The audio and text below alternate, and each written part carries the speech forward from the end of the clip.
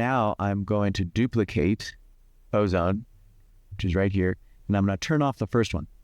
And now the only thing we're going to do for the streaming version that roughly is around minus 14 is lower the level of the gain on the maximizer. So the way to do this is really easy and doesn't take really any time at all. We just pull up a meter.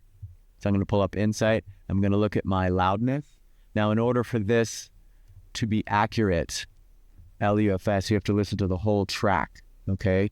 Rather than listen to the whole track, I've got the loudest section looped, okay? So rather than go to minus 14 for the loudest as an average over the whole song, including the intro, the outro, the breakdown that are quieter, if you go to minus 14, the average of all of the quieter parts is going to make the whole thing quieter. So I usually go to minus 12, maybe sometimes minus 11, so that it's, gonna, by the time I average, I don't want to keep listening to it all the time. I don't want to listen to it 5 times to make sure it's around minus 14. And I definitely don't want it quiet. I don't want it to be lower than that, because if it gets on Spotify and it's lower than everything else, that's the opposite of what we want. So I want to be as close as possible.